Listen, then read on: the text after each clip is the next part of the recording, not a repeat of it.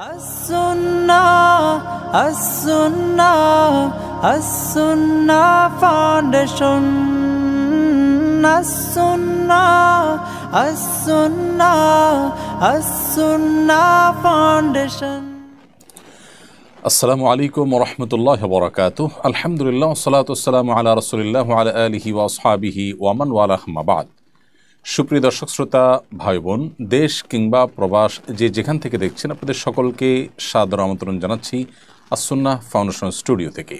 আপনারা দেখছেন আস-সুন্নাহ ফাউন্ডেশন আয়োজিত সাপ্তাহিক সরাসরি প্রশ্নোত্তরমূলক অনুষ্ঠান শরীআহ সমাধানের 279তম পর্ব। অন্যান্য দিনের মতো আজও ইনশাআল্লাহ তাআলা আপনাদের সঙ্গে ঘণ্টা ব্যাপী থাকছে এবং আপনাদের করা জীবন জিজ্ঞাসার উত্তর কোরআন এবং হাদিসের আলোকে দেওয়ার চেষ্টা করছি। ওমা তৌফিকি ইল্লা বিল্লাহ।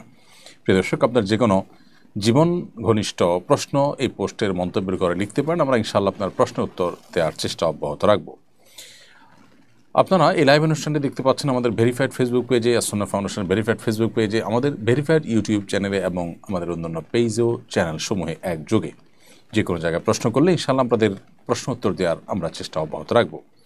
এছাড়াও যে সমস্ত প্রশ্নের উত্তর দেওয়া একান্ত সময়ের অভাবে সম্ভব হবে না, ইনশাআল্লাহ আগামীকাল এবং পরশুদিন আমাদের বিদগ্ধ ওলামায়ে কেরাম এবং দক্ষ মুফতিগণ আপনাদেরকে অফিস টাইমে রিপ্লাইয়ের মাধ্যমে উত্তর দেওয়ার চেষ্টা করবেন। এছাড়াও আস-সুন্নাহ ফাউন্ডেশনের অফিসিয়াল নাম্বারে, যেটি এই পেজে দেওয়া আছে এবং আপনি গুগলে সার্চ করলে পেয়ে যাবেন, সে নাম্বারে প্রতিদিন সকাল 8টা থেকে রাত 10টা পর্যন্ত কল সেন্টারে দক্ষ এবং অভিজ্ঞ প্রশিক্ষিত মুফতিগণ আপনাদের প্রশ্নের জন্য অপেক্ষারত থাকেন। আপনারা এই সময়ের মধ্যে পৃথিবীর যে কোনো প্রান্ত থেকে প্রশ্ন করে আপনারা যে কোনো জিজ্ঞাসার উত্তর জানার চেষ্টা করতে পারেন।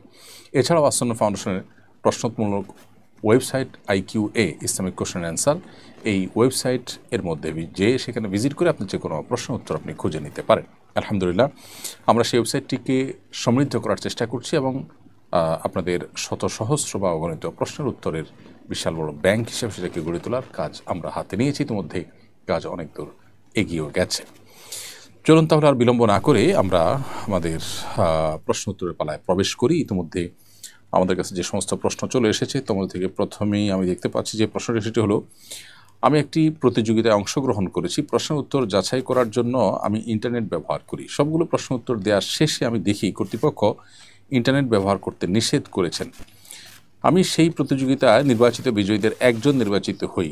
এখন আমার জন্য পুরস্কার গ্রহণ করা জায়েজ হবে কিনা? প্রিয় দর্শক, একজন ইমানদার তিনি আমানতদার হবেন। লা ইমান আলিমান লা আমানাত আলাহ। যে ব্যক্তির আমানতদারিতা নাই সে ব্যক্তির ইমানও পরিপূর্ণ নয়। এ হাদিসের আলোকে আপনার যে নীতিমালা অনুসরণ করে প্রতিযোগিতায় অংশগ্রহণ করার কথা ছিল সেটি আপনি লঙ্ঘন করেছেন। যদিও উচিত ছিল আপনার আগে থেকে জানা যে কী নিয়ম আছে না আছে। যেভাবে হোক আপনি সেটি জানতেন না, এবং যেহেতু কর্তৃপক্ষের অনুমোদন নেই এবং অন্য প্রতিযোগীরা এটি মেনটেন করে প্রতিযোগিতা অবতীর্ণ হয়েছেন সেটাই স্বাভাবিক। সো আপনি এই ফ্যাসিলিটিসটা নেওয়া এর মানে হলো আপনার এই প্রতিযোগিতায় অংশগ্রহণ করাটা অবৈধ হয়েছে, ইলিগাল হয়েছে, অন্যায় হয়েছে।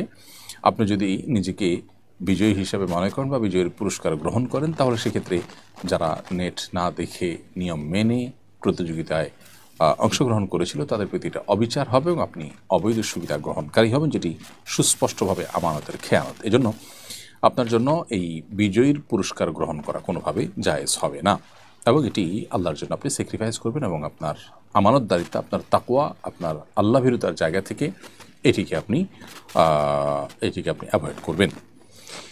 এরপরে যে প্রশ্নটি আমি দেখতে পাচ্ছি সেটি হলো, আমি একটি প্রেসের ম্যানেজার। এখানে সিনেমার প্রচারের পোস্টার, হ্যান্ডবিল, ব্যানার, ফেস্টুন ইত্যাদি তৈরি করা হয়। এগুলো আমার হাত দ্বারাই হয়। এ কারণে এসব পাপ আমার আমলনামায় যুক্ত হবে কিনা? উত্তর হলো, যেহেতু আল্লাহ রাব্বুল আলামিন বলেছেন তাআওয়ানু আলাল বিররি ওয়াত তাকওয়া ওয়ালা তাআওয়ানু আলাল ইসমি ওয়াল উদওয়ান, তোমরা ভালো এবং তাকওয়ার কাজে একে অন্যের সহযোগী হও, আর পাপ এবং সীমা লঙ্ঘনের কাজে একে অন্যের সহযোগী হও না। তো এই জন্য একজন মুসলমান হিসাবে, একজন ইমানদারি হিসাবে আপনার উচিত হবে, কর্তব্য হবে এ ধরনের গুনাহের কাজের সহযোগিতায় অবতীর্ণ হওয়া থেকে বের হয়ে আসা, অর্থাৎ অন্য কোনো জব খুঁজে বের করা।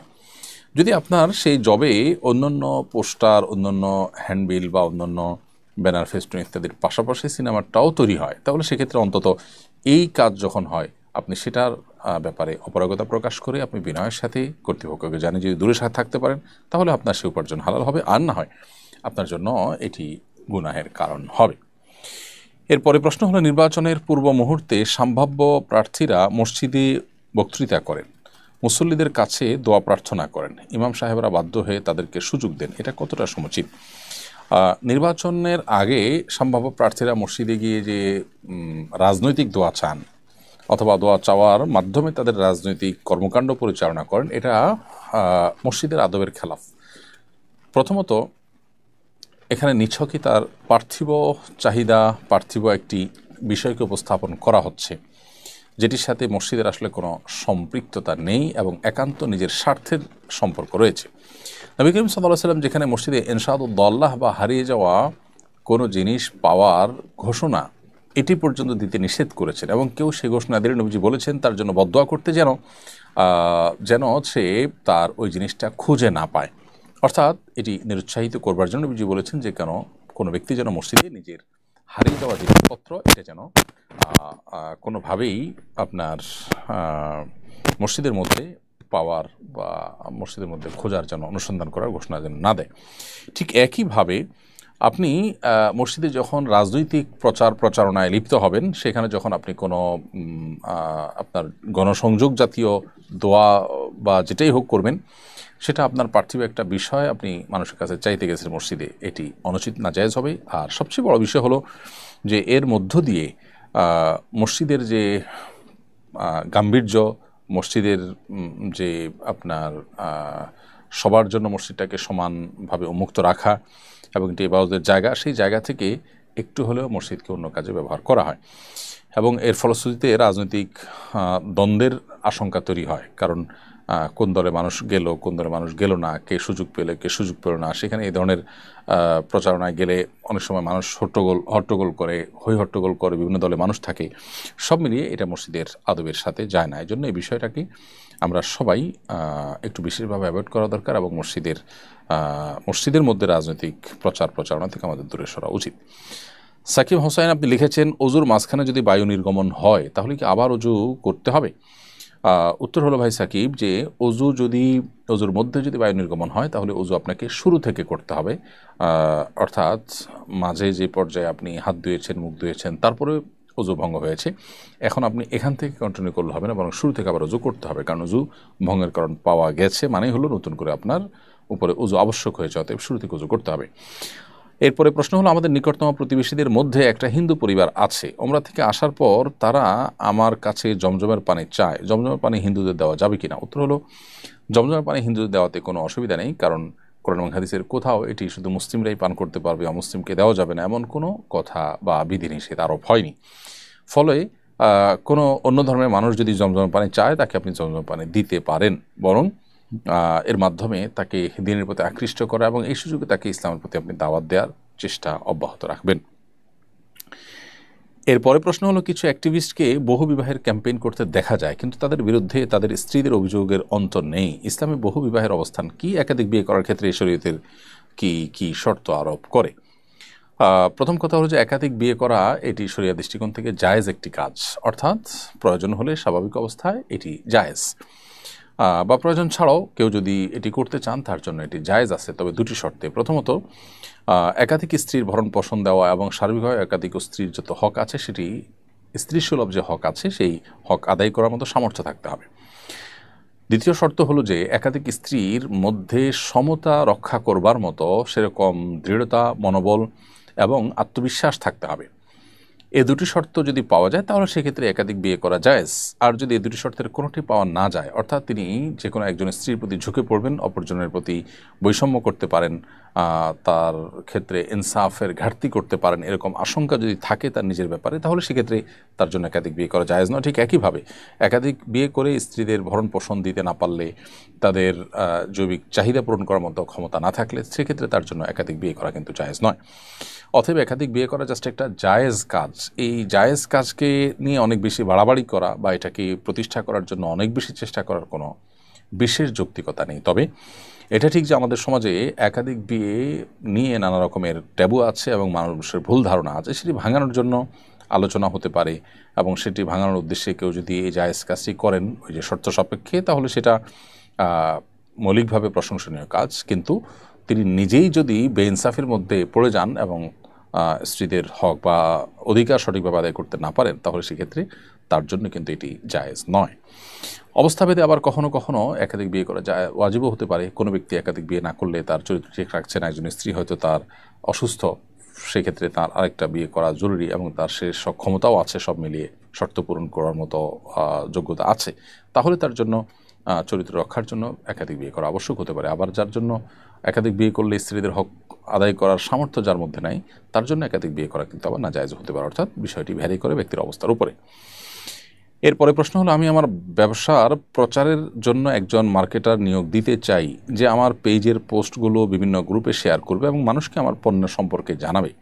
সে রিয়েল আইডি বা ফেক আইডি দুইভাবেই কাজ করতে পারে। এভাবে মার্কেটার নিয়োগ দেওয়া শরীয়তসম্মত বা হালাল হবে কিনা? উত্তর হলো, আপনি যাকে নিয়োগ দিচ্ছেন তিনি যদি রিয়েল আইডির পাশাপাশি ফেক আইডি দিয়েও কোনো প্রচারণা কাজ করে, মানুষের কমেন্ট রিপ্লাই দেওয়া বা মানুষের কাস্টমারদের সার্ভিস দেওয়ার কাজটা করে, এখানে যদি কোনো প্রকার মিথ্যা প্রতারণা এ জাতীয় কোনো গুনাহের সাথে তিনি লিপ্ত না হয়ে এই কাজটি করতে পারেন, কোনো অসুবিধা নেই। মানুষের ছদ্মনাম ব্যবহার করা মৌলিকভাবে নাজায়েজ বা হারাম নয়, যদি সে প্রতারণা না করে। ছদ্মনাম ব্যবহার করে এমন কিছু করছে যেটা আসলে প্রতারণার মধ্যে সামিল, যেটা মূলত তার অসৎ উদ্দেশ্যে করা, যেটা মূলত গুনাহের উদ্দেশ্যে করা, আল্লাহ মাফ করুক, সেটা নাজায়েজ। কিন্তু এর বাহিরে সেটা যদি তার কোনো ভালো কাজের ক্ষেত্রে ব্যবহার করেন এবং অন্যায় নয় এমন কোনো কাজে নিজের ছদ্মনাম ব্যবহার করেন কৌশলগত কারণে বা নিজের পরিচয় প্রকাশ না করার প্রয়োজনে, সেটি তার জন্য ডেফিনেটলি জায়েজ আছে। এরপরে প্রশ্ন হলো, স্বামী স্ত্রী দুজনে মিলে তাহাজ্জুদের নামাজ জামাতে পড়তে পারবো কিনা? আর আমি সূরা কেরাত ভালো পারি না, এক্ষেত্রে বউয়ের ইমামতিতে নামাজ পড়া যাবে কিনা? উত্তর হলো, তাহাজ্জুদের নামাজ বা যে কোনো নফল নামাজ সাধারণত এবং সচরাচর একা একা পড়াই উত্তম, যদিও রমাদান মাসে তারাবি জামাতের সাথে পড়াটাই হলো সুন্নাহ। আর তাহাজ্জুদের নামাজ যদি কখনো জামাত হয়ে যায় তো সেক্ষেত্রে সেটা জায়েজ আছে, তবে রমজান মাসে জামাতের সাথে তারাবি নামাজ আদায় করার পরে নির্দেশনা রয়েছে। এছাড়া সকল নফল নামাজই যার জামাতে করে পড়া ভালো। এরপরও যদি কেউ জামাত করেন, একাধিক ব্যক্তি এক জায়গায় আদায় করছেন সালাত, সেক্ষেত্রে জামাত তারা করছেন, সেটি নাজায়েজ হবে না মৌলিকভাবে। ডাকাডাকি করে আলাদা করে ফরজ নামাজের মতো গুরুত্ব আরোপ করে না করে, বরং আপনার উপস্থিত ব্যক্তিরা জামাত নামাজ পড়লেন, সেটি মৌলিকভাবে নাজায়েজ নয়, বিশেষ করে তাহাজ্জুদ। তো এক্ষেত্রে এটা জায়েজ আছে এবং স্বামী স্ত্রী জামাত করতে পারেন। যদি স্বামী স্ত্রী জামাত করেন তাহলে সেক্ষেত্রে স্বামীকেই ইমামতি করতে হবে, কারণ স্ত্রী তিনি ইমামতি করতে পারেন না, তিনি মুক্তাদি হয়ে পেছনে তার অনুসরণ করবেন। আর যদি এমন হয় যে স্বামীর চাইতে স্ত্রীর কেরাত ভালো, তারপরেও কিন্তু স্বামীকে ইমামতি করে নামাজ পড়তে হবে। এরপরে প্রশ্ন হলো, জনৈক মুফতি বলেছেন তিনি ভালো স্ত্রী পাওয়ার আগ পর্যন্ত প্রয়োজনে 100টা বিয়ে করবেন, এভাবে এত সংখ্যক বিয়ে করা জায়েজ আছে কিনা? প্রথম কথা হলো, এটা আসলে অবাস্তব। তিনি হয়তো বোঝাতে চেয়েছেন যে অনেক বিয়ে লাগলে করবেন, তারপরে ভালো স্ত্রী পাওয়া পর্যন্ত করবেন। কিন্তু এই যে ভালো স্ত্রী পাওয়া পর্যন্ত স্ত্রী চেঞ্জ করতে থাকা, এটা বিবাহের যে উদ্দেশ্য এবং বিবাহের ক্ষেত্রে নবী সাল্লাল্লাহু আলাইহি সাল্লামের সুন্নাহ এবং যে আদর্শ আছে সেটা তার সাথে সঙ্গতিপূর্ণ নয়। বরং স্ত্রী যদি তার মধ্যে কোনো ত্রুটি থাকে, নবী সাল্লাল্লাহু আলাইহি সাল্লাম আমাদেরকে নির্দেশনা দিয়েছেন তার ভালো গুণগুলো দেখে তার সাথে সংসার কন্টিনিউ করা। একেবারে পরিপূর্ণ মনের মতো স্ত্রী পাওয়া পর্যন্ত আমি চেঞ্জ করতে থাকবো, এটা মৌলিকভাবে শরিয়ার বিয়ের ক্ষেত্রে যে মাকাসিদুশ শরিয়া তার পরিপন্থী, এবং এটি না নবী সাল্লাল্লাহু আলাইহি সাল্লামের আদর্শ, না সাহাবা একরাম বা খুলাফায়ে রাশিদিন কারোর আদর্শের মধ্যে পড়ে। রোকসানা করিম বর্ষা আপনি লিখেছেন, নিজের ব্যবহার করা পুরাতন কাপড় অন্য কাউকে দিলে উক্ত ব্যক্তির কোনো ক্ষতি হয় কিনা? ব্যবহার করা পুরাতন কাপড় অন্য কাউকে দিলে আপনার কোনো ক্ষতি হওয়ার আপাতদৃষ্টিতে কোনো কারণ নেই। তবে একটা বিষয় আছে, সেটা হলো যে ব্ল্যাক ম্যাজিক করার ক্ষেত্রে অংশ মানুষের ব্যবহৃত কাপড় বা শরীরের চুলের অংশ, এগুলো অনেক সময় ব্যবহার করা হয়। অতএব আপনি কোনো গরিব মানুষকে দিয়ে দিলেন, তিনি পড়লেন, তার জন্য পড়াতে কোনো অসুবিধা নেই। কিন্তু যদি এমন হয় যে কেউ এটা দিয়ে ব্ল্যাক ম্যাজিকের কাজে, সেহেরের কাজে যদি ব্যবহার করতে পারে, সে আশঙ্কা থাকে, তাহলে সেটা অ্যাভয়েড করা দরকার। সেটা আপনার নিজের সেফটির জন্য, যদি এরকম ব্যক্তি হয় যাকে নিয়ে আপনার সন্দেহ হয়। বাট এছাড়া গরিব মানুষ একজনকে দিয়ে দিলেন, আননোন মানুষ বা অপরিচিত মানুষ, অথবা এমন মানুষ যিনি পরিচিত কিন্তু এটা তার দ্বারা আপাতদৃষ্টিতে করার কোনো কারণ নাই, তাহলে সেক্ষেত্রে এটা অবশ্যই তিনি ব্যবহার করতে পারেন। যিনি ব্যবহার করবেন তার কোনো ক্ষতি কোনো অবস্থাতে হওয়ার কোনো কারণ নেই। কাপড়ের মধ্যে কোনো লাভ ক্ষতির কিছু নেই। যদি মনে করে কেউ এরকম যে আরেকজনের ব্যবহৃত কাপড় পরলে তার অসুবিধা হবে বা ক্ষতি হবে, তাহলে সেটি এক ধরনের শিরকপূর্ণ বিশ্বাস। এরপরে সাইফুর রহমান লিখেছেন, এক ব্যক্তি 4 লাখ টাকা মোহরানা ধার্য করে বিয়ে করেন, বাসরাতে 1 লাখ টাকা স্ত্রীকে দেন, তখন স্ত্রী বলেন তোমাকে অবশিষ্ট টাকা মাফ করে দিলাম। পরে যখন তাদের তালাক হয় স্ত্রী অবশিষ্ট টাকাও দাবি করেন, মাফ করে দেওয়া টাকা দাবি করা জায়েজ আছে কিনা? উত্তর হলো যে কোনো ধরনের চাপ ছাড়া স্ত্রী যদি স্বেচ্ছায় তার সেই মহরের অবশিষ্ট টাকা মাফ করে থাকেন, তাহলে সেটি মাফ করাটা বিশুদ্ধ। আল্লাহ সুবহানাহু ওয়া তাআলা বলেছেন যে ফাইন তিবনা লাকুম মিনহু শাইআ ফাকুলু হানিআম মারিআ, স্ত্রী যদি মহর থেকে কিছু অংশ তোমাদেরকে ছেড়ে দেয় তাহলে তোমরা সেটা নিজেরা ভোগ করতে পারো, অর্থাৎ এটি জায়েজ আছে এবং স্বামীর জন্য এটা ভোগ করাও জায়েজ আছে। তো স্ত্রী যদি মাফ করে দিয়ে থাকেন তাহলে স্বামীর জন্য সেটা হালাল হয়ে গেছে, এখন আর স্ত্রী সেটিকে ফেরত নেওয়ার সুযোগ নেই। তবে যদি এমন হয় যে স্ত্রীকে বা কোনো একটা পরিবেশ তৈরি করে স্ত্রীর কাছ থেকে এটা আদায় করা হয়েছে, স্ত্রী সন্তুষ্ট ছিলেন না, তাহলে সেক্ষেত্রে স্বামীর জন্য এটা ভোগ করা জায়েজ নয়। আর স্ত্রী স্বেচ্ছায় নিজে থেকে তিনি খুশি হয়ে মাফ করে দিয়েছেন, সেটা মাফ হয়ে গেছে এবং এটার পুনরায় দাবি করবার সুযোগ নেই। সম্প্রতি বুয়েট ও গাজীপুরে 2টি ঘটনা সামনে এসেছে। শুধু এই 2টি ঘটনাই নয়, দিন দিন সমাজে ধর্ষণ ইসলাম বিদ্বেষ যেন স্বাভাবিক একটি বিষয় হয়ে উঠেছে। একজন সচেতন মুসলিম ও নাগরিক হিসাবে আমাদের করণীয় কী? প্রথম কথা হলো যে দেশে সাম্প্রদায়িক সম্প্রীতি নষ্ট করবার জন্য বা দেশকে অস্থিতিশীল করবার জন্য একটা চক্র যে কাজ করছে, এটিকে প্রশাসন অত্যন্ত কঠোর হস্তে দমন করা উচিত ছিল। দুর্ভাগ্যজনক বাস্তবতা হলো সেটিকে দমন না করে সাধারণ মানুষের যে সংক্ষুব্ধ হওয়ার স্বাভাবিক বিষয়, সেটাকে বরং নিয়ন্ত্রণ করবার চেষ্টা করা হচ্ছে, যেটা খুবই দুর্ভাগ্যজনক এবং অবাস্তব একটি পদক্ষেপ। দীর্ঘদিন থেকে সাম্প্রদায়িক ধর্ষণের মতো এরকম জঘন্য অপরাধ বাংলাদেশে হয়ে আসছে। বিগত সরকার আমল থেকেই সোশ্যাল মিডিয়াতে ব্যাপকভাবে এটা নিয়ে আলোচনা, পর্যালোচনা এবং বিভিন্ন রকমের অভিযোগ উঠেছে। সেই অভিযোগগুলো তদন্ত করে তার জন্য যথাযথ ব্যবস্থা গ্রহণ করা যেখানে কর্তব্য ছিল, সেটি না করে প্রশাসন বিষয়টা নিয়ে ঢিলা ভাব দেখিয়েছে এবং অতি সম্প্রতি গাজীপুরের ঘটনাকে প্রেমের ঘটনা বলে এটিকে হালকা করার চেষ্টা করা হয়েছে, যেখানে প্রচলিত আইনে 13 বছরের নিচে কোনো মেয়ে সম্মতি দিলেও সেটা ধর্ষণ হিসাবে বিবেচিত হয় এবং এখানে হিন্দু ধর্মাবলম্বীরা মুসলিম মেয়েদের টার্গেট করার যে বিষয়টি অহরহ ঘটছে, সেখানে সাম্প্রদায়িক ইস্যু আছে কিনা সেটা খতিয়ে দেখা এবং তার জন্য যথাযথ পদক্ষেপ নেওয়া এটা কর্তব্য ছিল। দুর্ভাগ্যজনক বাস্তবতা হলো যেখানে শুধু প্রেমের ঘটনা বলেই থেমে যাওয়া হচ্ছে, বাকি বিষয়টা নিয়ে তদন্ত করা হবে, দেখা হবে, সেরকম কোনো প্রতিশ্রুতিও আমরা শুনতে পাচ্ছি না। এটা দুর্ভাগ্যজনক বাস্তবতা। বুয়েটের ঘটনা থেকেও পরিষ্কার যে এখানে আসলে মূলত ধর্মীয় যে সাম্প্রদায়িক যে দৃষ্টিভঙ্গি, সেই দৃষ্টিভঙ্গি থেকেই সে এই মুসলিম মেয়েদেরকে টার্গেট করেছে এবং মুসলিম মেয়েদের হিজাব, বোরকা, তাদের পর্দা, এরকম পরিহিত মেয়েদেরকে নিয়ে অনেক নোংরা এবং অশ্রাব্য ভাষায় সে বিভিন্ন কমেন্ট করেছে। অতএব এগুলোকে কঠোর হস্তে দমন করা উচিত, আর না হলে দিন দিন এগুলো বাড়তে থাকলে সমাজ অস্থিতিশীল হবে এবং কোনোভাবেই সাধারণ মানুষের আবেগ নিয়ে খেলা করা উচিত নয়। এরপর আসাদুজ্জামান আলিফ আপনি লিখেছেন, আমি ক্রয় বিক্রয়ের মধ্যে মধ্যস্থতা করি, বিক্রেতার সাথে আমার মৌখিক চুক্তি আছে, আমি গাড়ি বিক্রয় করে দিতে পারলে প্রত্যেক গাড়ির ক্ষেত্রে আমাকে 2000 টাকা দেওয়া হবে। এই চুক্তি করা এবং চুক্তির অনুপাতে টাকা গ্রহণ করা জায়েজ আছে কিনা? উত্তর হলো, আপনি গাড়ি বিক্রি করার জন্য বিক্রেতার হয়ে ক্রেতার কাছে যদি আপনি দাম দস্তুর এবং বিক্রয়ের কাজে সহযোগিতা করার মতো কাজ করেন, তাহলে সেক্ষেত্রে এটা আপনার পারিশ্রমিক যেটি তিনি আপনাকে গাড়ি প্রতি দিবেন বলেছেন, সো এটা আপনার জন্য নেওয়া জায়েজ আছে এবং এই মধ্যস্থতা করে আপনি যে পরিশ্রম করছেন তার বিনিময়ে যেটি নিচ্ছেন পারিশ্রমিক, সেটি না জায়েজ হওয়ার কোনো কারণ নেই।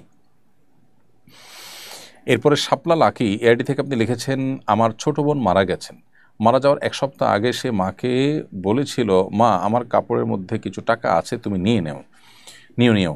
মায়ের কাছেও তার কিছু টাকা গচ্ছিত ছিল, যেগুলোর বিষয়ে বোন কিছু বলেনি। বোনের এসব টাকা মা ব্যবহার করতে পারবেন কিনা, নাকি বোনের স্বামীও ওই টাকার অধিকার আছে? বোন শাপলা লাকি, আপনার প্রশ্ন উত্তর হলো যে আপনার বোন মৃত্যুরোগে আক্রান্ত হয়ে যদি এরকম কথা বলে থাকেন তাহলে সেটা ওসিয়ত হিসেবে গণ্য হবে। আর মৃত্যুশয্যায় শায়িত হয়ে বা আপনার জীবনের শেষ জীবনসায়ান্নে এসে এরকম কথা বললে সেটার মানে হলো আমি মারা গেলে তুমি এটা নিও, আর এটাকে ওসিয়ত বলা হয়। আর নবী সাল্লাল্লাহু আলাইহি ওয়াসাল্লাম বলেছেন, লা ওসিয়াতা লিওয়ারিসিন, ওয়ারিসের জন্য কোনো ওসিয়ত চলে না। অতএব এই ক্ষেত্রে আপনার বোন আপনার মার জন্য যদি ওসিয়ত করে থাকেন যে মা আমার কাপড়ে থাকা টাকাটা তুমি নিয়ে নিও, এটা ওসিয়ত হিসাবে বিবেচ্য হবে যদি মৃত্যুসজ্জায় হয়ে থাকে, এবং ওসিয়ত যেহেতু হয়েছে অতএব আপনার মার জন্য এটা নেওয়া জায়েজ নয়, কারণ ওয়ারিসের জন্য ওসিয়ত করা জায়েজ নয়। ওয়ারিস ছাড়া অন্য কোনো ব্যক্তির জন্য ওসিয়ত করা যেতে পারে 1/3 সম্পত্তির মধ্যে। এখন যদি এরকম পরিস্থিতিতে তিনি আপনার মাকে বলে থাকেন, তাহলে সে টাকার মালিক হবে অন্যান্য ওয়ারিসরা। আপনার মা আনুপাতিক হারে যতটুকু সম্পদ পাওয়ার কথা শরিয়া দৃষ্টিকোণ থেকে কোরআনের বন্টন অনুযায়ী সেই হিসাবে আপনার মা পাবে। এছাড়া স্বামী সহ অন্য ওয়ারিস যারা যারা আছেন তাদের মধ্যে যথাযথভাবে কোরআন বর্ণিত হারে বন্টন হবে। আর যদি যথেষ্ট আগে থেকে ইনি এটা বলে থাকেন, মৃত্যুসজ্জায় না বলে থাকেন, তাহলে সেক্ষেত্রে এটা আপনার মায়ের জন্য গিফট হবে। সন্তান মাকে গিফট হিসাবে দিতেই পারেন, সেক্ষেত্রে সেটা তার জন্য নেওয়া জায়েজ হতে পারে। এবং সেক্ষেত্রে এখানে অন্য কোনো ওয়ারিসরা স্বামী বা অন্যকে অংশ পাবেন না, যেটুকু মায়ের জন্য দিয়েছে, যদি সেটা তার টোটাল সম্পদ যদি সেটা গিফট হিসাবে থাকে এবং মৃত্যুসজ্জায় না হয়ে অনেক আগে থেকে সাধারণ রোগের মধ্যে অসুস্থ অবস্থায়, যে অসুস্থর পরে আবার তিনি সুস্থ হয়েছেন বা সুস্থ হওয়ার সম্ভাবনা আছে, জাস্ট অসুস্থ অবস্থায় কিংবা স্বাভাবিক অবস্থায় মৃত্যুসজ্জা নয়, তিনি মাকে যদি বলেন এটা তুমি নিয়ে নাও, তো এটা গিফট হিসাবে বিবেচিত হবে। এরপরে প্রশ্ন হলো, জুমার বয়ানে ইসকন ও ভাগোয়া লাভ ট্র্যাপ বিষয়ে কথা বলায় টঙ্গীর BTCL TNT কলোনি মসজিদের খতিবকে নিখোঁজ করে ফেলা হয়। এর আগে তিনি মসজিদের বারান্দায় ও নিজ বাসায় হুমকি সংবলিত 2টি চিঠি পান, যেখানে তাকে হত্যার হুমকি দেওয়া হয়।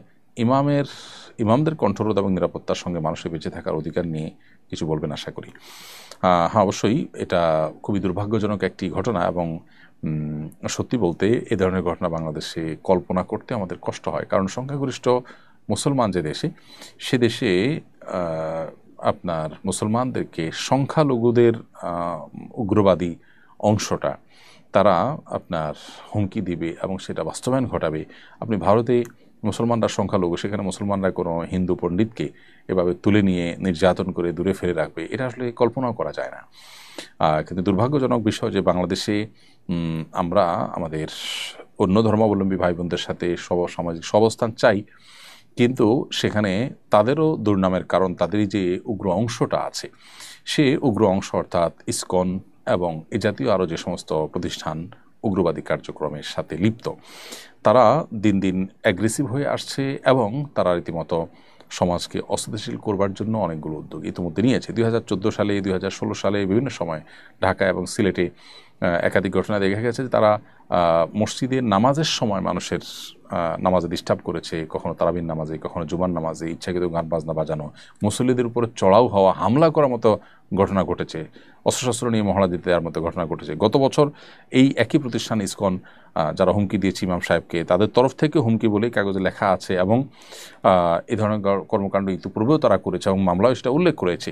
তো তারা অ্যাডভোকেট আলিফ হত্যাকাণ্ড ঘটিয়েছে গত বছর, এবং তার জন্য তাদের দায়িত্বশীল এখনও পর্যন্ত জেলে আছে, যদিও এখনও দৃষ্টান্তমূলক শাস্তি নির্ধারিত হয়নি বা কার্যকর হয়নি। এর পাশাপাশি 2019 সালে চট্টগ্রামে একটি স্কুলে বাচ্চাদেরকে হিন্দু ধর্মীয় আপনার বিশ্বাস জড়িত আছে এরকম প্রসাদ জাতীয় খাবার খাওয়ানো এবং বাচ্চাদেরকে জয় শ্রীরাম ইত্যাদি তাদের মুখ দিয়ে বলানো, এরকম ঘটনাও তারা কিন্তু ঘটিয়েছে। অতএব এই সংগঠনটা যেই পরিমাণ সীমালঙ্ঘন করেছে এবং যে পরিমাণ সশস্ত্র মহড়া দেওয়া অথবা আপনার হুমকি দেওয়া কিংবা আক্রমণ করার ঘটনা একের পর এক ঘটেছে, তাদেরকে নিষিদ্ধ করার সময় সবচেয়ে প্রয়োজনীয় উদ্যোগ বলে আমি মনে করি। অতএব এই সন্ত্রাসী সংগঠন যদি নিষিদ্ধ করা হয়, তাহলে সেক্ষেত্রে সাধারণ হিন্দু ভাই বোন যারা আছেন তাদের প্রতিও সাধারণ মানুষ অন্তত এদের কারণে জেনারেলি তাদেরকে দোষারোপ করবে না। অতএব হিন্দু ভাই বোনদেরও উচিত যে তাদের ধর্মের নামে যারা উগ্রবাদ বিস্তার করছে তাদের ব্যাপারে, তাদের বিরুদ্ধে তাদের কথা বলা। যে ইমাম সাহেবকে গুম করা হলো এবং পঞ্চগড়ের হেলিপোর্ট এলাকায় তার শেকল বাঁধা আপনার বিবস্ত্র শরীর তাকে পাওয়া গেছে, সেটা স্থানীয়রা পুলিশকে খবর দেওয়ার পর তাকে উদ্ধার করা হয়েছে। এটা দুর্ভাগ্যজনক একটি বাস্তবতা, এবং কর্তৃপক্ষ এ ব্যাপারে গড়িমসি না করে উপযুক্ত তদন্ত করে যথাযোগ্য দোষীদেরকে শাস্তির আওতায় আনা, আইনের আওতায় আনা, এটা তাদের কর্তব্য। অংশ আমরা আশা করছি সেটি তারা করবে। যদি না করেন, তাহলে দিন দিন মানুষের এমনি আইন এবং বিচারের প্রতি আস্থা তলানিতে, সেটি আরও যদি তলানিতে নেমে যায়, তাহলে সেক্ষেত্রে মানুষ আইন নিজের হাতে তুলে নেবে, যেটা সমাজের জন্য ভালো কিছু বয়ে আনবে না। এরপরে লিখেছেন আয়েশা ইসলাম, নামাজে মনোযোগ ধরে রাখার জন্য পরস্পর পরামর্শ কামনা করছি। বোন আয়েশা ইসলাম, নামাজে মনোযোগ ধরে রাখার জন্য অনেকগুলো উপায় আছে, তার মধ্যে একটা হলো নামাজের ডিউরেশন বা সময় সীমা বাড়িয়ে দেওয়া। আপনি যেই নামাজ পড়তে 2 মিনিট বা 3 মিনিট লাগছে আপনার, সেই নামাজ পড়তে আপনি ডাবল সময় 5 থেকে 6 মিনিট 7 মিনিট ব্যয় করুন। যে নামাজ পড়তে আপনার 10 মিনিট লাগছে 4 রাকাত বিশিষ্ট নামাজ, সেটা পড়তে আপনি 15 মিনিট লাগানোর চেষ্টা করুন। ইনশাআল্লাহ দেখবেন নামাজের প্রতি মনোযোগ বাড়ছে। রুকুতে আপনি সচরাচর যে পরিমাণ সময় দেন তার চেয়ে বেশি সময় দেওয়ার চেষ্টা করেন। রুকু থেকে উঠে যে পরিমাণ অপেক্ষা করেন তার চেয়ে বেশি অপেক্ষা করেন। এভাবে আপনার নামাজের সময়সীমাকে বাড়িয়ে দিলে ইনশাআল্লাহ বিদিল্লাহ আপনার নামাজের প্রতি মনোযোগ বাড়বে। দ্বিতীয়ত, নামাজে যে দোয়া, জিকির এবং আল্লাহর কাছে যে সমস্ত নিবেদনগুলো আমরা পেশ করে থাকি সেগুলোর বাংলা অর্থ যদি আমরা বুঝি এবং সেদিকে খেয়াল করার চেষ্টা করতে পারি, ইনশাআল্লাহ নামাজের মনোযোগ ধরে রাখা সহজ হবে। এরপরে প্রশ্ন করেছেন এমডি জাফর আহমদ, আপনি লিখেছেন, আমি সৌদি আরবে থাকি, রাস্তায় পরিচ্ছন্নতার কাজ করি। এখানে যারা রাস্তায় কাজ করে তাদেরকে অনেকেই টাকা পয়সা দেয়, খাবার দেয়। এই টাকা ও খাবার কি আমার জন্য গ্রহণ করা জায়েজ হবে? বা জাফর আহমদ, আপনার প্রশ্ন উত্তর হলো যে আপনি খাবার বা নগদ টাকা উপহার, হাদিয়া হিসাবে বা দান হিসাবে কেউ আপনাকে দিলে সেটি গ্রহণ করা আপনার জন্য জায়েজ আছে। যদি সে জাকাতের টাকা দেয়, যে টাকা দেয় সেটা যদি জাকাতের টাকা বলে দেয়, অথচ আপনি জাকাতের হকদার না, বরং আপনি আলহামদুলিল্লাহ যে টাকা আছে আপনার কাছে সে টাকা দিয়ে সংসার সুন্দরভাবে মাসে মাসে চলে এবং অতিরিক্ত বরং উদ্বৃত্ত টাকা আছে, অথবা টাকা না থাকলেও আপনার সচ্ছল, আপনি সোজা কথা সংসার চলে, তাহলে সেক্ষেত্রে আপনার জন্য জাকাত গ্রহণ করা জায়েজ হবে না, কারণ আপনি ফকির বা মিসকিনের কাতারে পড়েন না। সেক্ষেত্রে আপনাকে তিনি দিলে আপনি বিনয়ের সাথে ফিরিয়ে দিতে পারেন, অথবা যদি দিয়ে চলে যান, ফিরে দেওয়ার সুযোগ না পান, তাহলে সেক্ষেত্রে এটি গ্রহণ করার পর আপনি আপনার দেশে আত্মীয় স্বজন বা পরিচিত যে কোনো গরিব মানুষ যিনি জাকাতের হকদার তার কাছে সেই ফান্ডটা হস্তান্তর করে দেবেন। ইনশাআল্লাহ ওই ব্যক্তির তরফ থেকে সেটি জাকাত হিসাবে আদায় হয়ে যাবে। এরপরে প্রশ্ন হলো, আমার মেয়ে বাসা থেকে 5 মাইল দূরে এক মাদ্রাসায় পড়ে, প্রতিদিন একাই যাতায়াত করে। আমি ব্যবসার কাজে ব্যস্ত থাকি আর নিয়ে যাওয়ার মতো অন্য কেউ নেই। এতটুকু দূরে কোনো মাহরাম ছাড়া মেয়েরা যাতায়াত করতে পারবে কিনা? উত্তর হলো যে 5 মাইল যেহেতু সফরের দূরত্ব নয়, অতএব শরীর দৃষ্টিকোণ থেকে এতটুকু দূরত্ব মেয়েরা একাকী যাতায়াত করতে পারবে এবং এখানে মাহরাম থাকা আবশ্যক নয়। সফরের দূরত্ব যদি হয়, ধরুন 75 কিলোমিটার দূরে যাবে মেয়ে, তাহলে সেক্ষেত্রে তার সাথে একজন মাহরাম অবশ্যই থাকতে হবে। ভাই, বাবা, মামা, চাচা, দাদা, নানা, যারা তাদের মাহরাম, এরকম কোনো একজন পুরুষ থাকতে হবে সাথে, এবং এটা তার বডিগার্ডের মতো, তার নিরাপত্তার প্রয়োজনে, তার কোনো অনভিপ্রেত পরিস্থিতির মুখোমুখি যেন না হয়। মুসলিম নারী অনেক, তার মর্যাদা অনেক বেশি আল্লাহর কাছে এবং ইসলামের দৃষ্টিতে, অতএব সেজন্য একজন মাহরাম সাথে থাকার নির্দেশ ইসলাম করেছে। কিন্তু 5 মাইল দূরত্ব এটা যেহেতু কোনো সফরের দূরত্ব নয়, অতএব এখানে একাকী যাতায়াত করতে পারে, মৌলিকভাবে এটি জায়েজ আছে। তবে নিরাপত্তার ঝুঁকি, আজকাল যে ফিতনা সংকুল সময়, এই সময়টাতে ব্যবসা বাণিজ্য বা অন্য ব্যস্ততার অজুহাতে মেয়েকে প্রতিদিন এরকম 5 কিলোমিটারের মতো দূরত্ব একাকী আসা যাওয়া করতে দেওয়ার চাইতে তার সাথে একজন গার্ডিয়ান, একজন অভিভাবক বা কেউ না কেউ সাথে থাকা, এটা উচিত এবং তার নিরাপত্তার জন্য অধিকতর কল্যাণকর। এরপরে মেহরিমা ওমাইরা, আপনি লিখেছেন আইডি থেকে, আমার বাবা নেশা করেন, খারাপ কাজে লিপ্ত থাকেন, এসব কারণে তার সাথে ইচ্ছায় বা অনিচ্ছায় খারাপ আচরণ করতে হয়। তার কোনো খারাপ কাজের জন্য যদি আমার খারাপ আচরণ করতে হয় তাহলেও কি আমার গুনাহ হবে? বোন মেহরিমা, আপনার প্রশ্ন উত্তর হলো যে বাবা যদি খারাপ কাজও করেন, আপনি সন্তান হিসেবে তার সাথে খারাপ আচরণ করতে পারেন না। আপনার ইচ্ছার বাইরে যদি এরকম হয়ে যায়, তাহলে সেক্ষেত্রে আপনি তওবা করবেন এবং পরবর্তীর জন্য সাবধান হবেন যে সন্তান হিসেবে আপনি বাবার সাথে খারাপ আচরণ করতে পারেন না। তবে আপনি এই সমস্ত খারাপ আচরণ ছাড়া তাকে যদি এই সমস্ত কাজ থেকে বিরত রাখতে পারেন, সেটা নিজে বুঝিয়ে হোক, অন্য কারোর মাধ্যমে হোক, সেটা ডেফিনেটলি আপনার করা উচিত। কিন্তু আচরণ খারাপ করবার সুযোগ নেই, কারণ তিনি দিন শেষে আপনার বাবা এবং তার দায় তিনি আল্লাহর কাছে দায়ী থাকবেন তার অপরাধের জন্য এবং জবাবদিহি করবেন, কিন্তু আপনি চেষ্টাটা করবেন, জাস্ট এটুকু। এরপরে ইনোসেন্ট নীরব, আপনি আইডি থেকে লিখেছেন, আমি হস্তমৈথুন ছাড়তে পারছি না, টাচ ফোন ছেড়ে বাটন ফোন চালাচ্ছি, তবুও ছাড়তে পারছি না। মনে নারীদের ছবি ভেসে উঠে, আমাকে পরামর্শ উপদেশ দিন। প্রথম কথা হলো যে এই জাতীয় পরিস্থিতিতে নিজেকে বাঁচাবার জন্য, বিশেষ করে এই বদভ্যাস থেকে রক্ষা পাওয়ার জন্য আমাদের একটা নির্দিষ্ট সময়ের জন্য কোনো এমন পরিবেশে চলে যাওয়া উচিত যেখানে আসলে নিঃসঙ্গতার স্কোপ থাকে না, অনেক বেশি ব্যস্ততার মধ্যে সময় কাটাতে হয়, নির্জনতার স্কোপ খুব বেশি থাকে না, অতএব নিজে এই গুনাহ থেকে বাঁচার এক্সারসাইজটা সেখানে খুব ভালোভাবে হয়ে যায়। তো এরকম পরিবেশ বা এরকম পরিস্থিতিতে আপনি চেষ্টা করতে পারেন চলে যাওয়ার, তাহলে ইনশাআল্লাহ হয়তো আপনার এই গুনাহ থেকে বাঁচাটা সহজ হবে। এর বাইরে যদি অবিবাহিত হয়ে থাকেন তাহলে দ্রুততার সাথে বিয়ে করা ফেলা উচিত, ইনশাআল্লাহ বিদিল্লাহ সেটিও আপনাকে এই পদভ্যাস ছাড়তে সহায়ক ভূমিকা রাখবে। প্রিয় দর্শক, দেখতে দেখতে অনুষ্ঠান আমরা ঠিক মাঝামাঝি পর্যায়ে এসে পৌঁছেছি। সময় হয়েছে ছোট্ট একটি বিরতিতে যাওয়া। বিরতির পর আবারও ফিরে আসবো ইনশাআল্লাহ, আমাদের সঙ্গেই থাকবেন। ব্যক্তি স্বাবলম্বী না হলে পরিবার এগোবে না, পরিবার না এগোলে সমাজ এগোবে না, সমাজ না এগোলে রাষ্ট্র থমকে দাঁড়াবে। তাই ব্যক্তিকে স্বাবলম্বী করে তুলতে আস-সুন্নাহ ফাউন্ডেশন স্বাবলম্বীকরণ প্রকল্প হাতে নিয়েছে কয়েক বছর আগে। এই প্রকল্পের আওতায় শুধু 2024 সালেই 2052 জনকে 30,000 টাকা মূল্যের স্বাবলম্বী উপকরণ দেওয়ার পর বেশিরভাগই ঘুরে দাঁড়িয়েছে।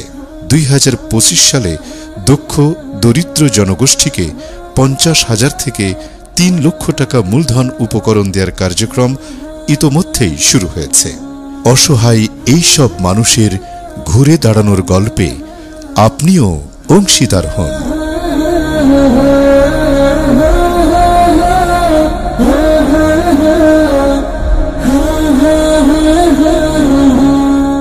ব্যক্তি স্বাবলম্বী না হলে। প্রিয় দর্শক, বিরতির পর আবার আপনাদেরকে স্বাগতম জানাচ্ছি শরীর সমাধান অনুষ্ঠানে। আপনারা দেখছেন আস-সুন্নাহ ফাউন্ডেশন আয়োজিত সাপ্তাহিক সরাসরি প্রশ্ন উত্তরমূলক অনুষ্ঠান শরীর সমাধানের 279তম পর্ব।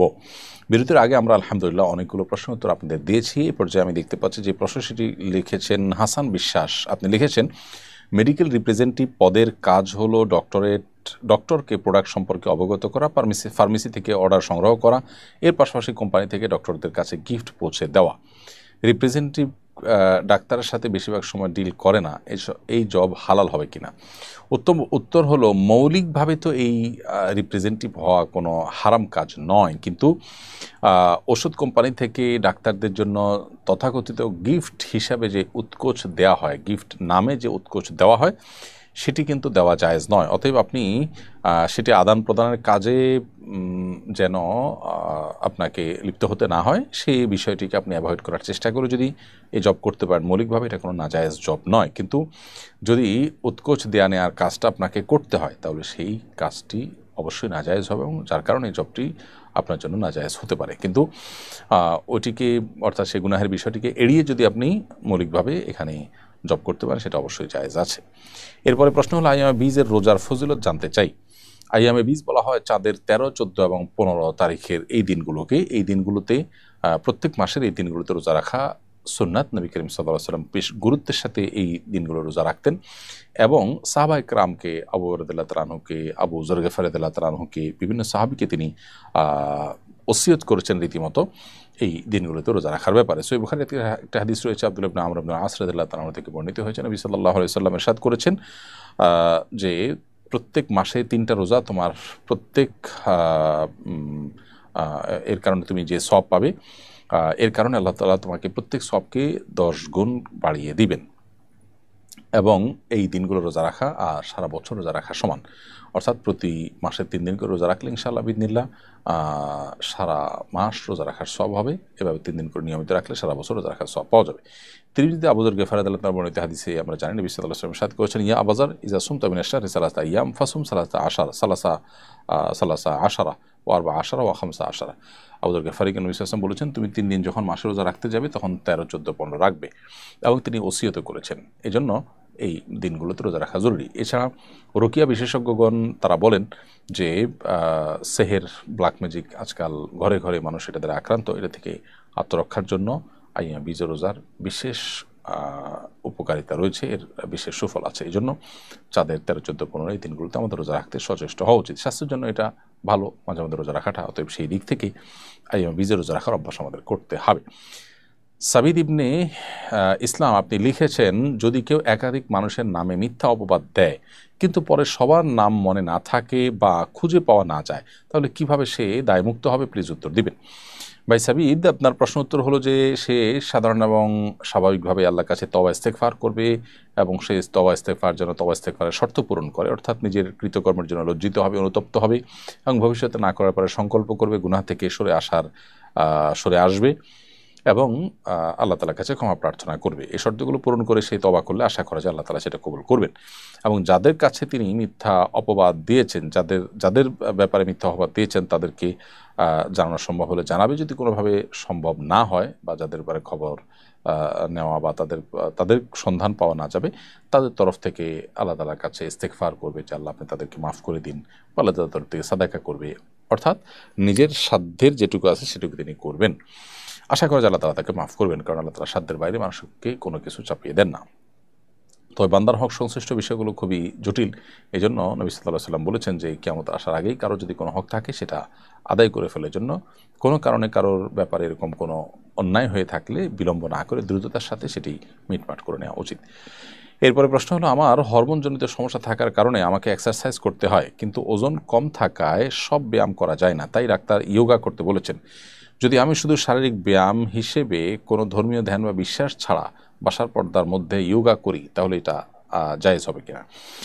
এর উত্তর হলো যে ইয়োগা হিন্দু এবং বৌদ্ধ ধর্মের অনেক ভ্রান্ত এবং কুফরি বিশ্বাস সম্বলিত একটি এক্সারসাইজ বা একটি ক্রিয়া, যে ক্রিয়াকলাপের মধ্য দিয়ে ইচ্ছা হোক অনিচ্ছা হোক এই ধর্মগুলোর রিচুয়াল প্রবেশ করে বা রিচুয়ালের সাথে সম্পৃক্ত হয়ে আমাদের ইমানের দৃষ্টিকোণ দিক থেকে আমরা ক্ষতিগ্রস্ত হওয়ার সম্ভাবনা থাকে।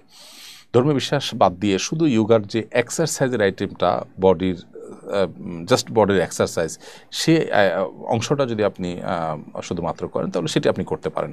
কিন্তু এর বাহিরে সেখানে যে আপনার মানে বিশ্বাসের যে জায়গাগুলো, এটা করলে ওইটা হয়, ওইটা করলে এটা হয়, এবং বিশেষ করে যে প্রসেসটা হুবহু তারা বলে থাকে, সেটার সাথে আসলে হিন্দু ধর্মের এবং শিরকের একটা যোগসূত্র আছে এবং ধর্মীয় বিশ্বাস এবং রিচুয়ালের সম্পর্ক আছে।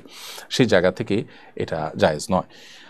আর শুধুমাত্র আপনি বডির যে এক্সারসাইজের অংশটুকু, সেটুকু যদি আপনি বডির সুস্থতার জন্য, শরীরের সুস্থতার জন্য করতে চান, সেটারও বিকল্প থাকলে অ্যাভয়েড করে বিকল্পটাই গ্রহণ করা উচিত। বিকল্প একান্ত না থাকলে শর্ত সাপেক্ষে এটি জায়েজ হতে পারে।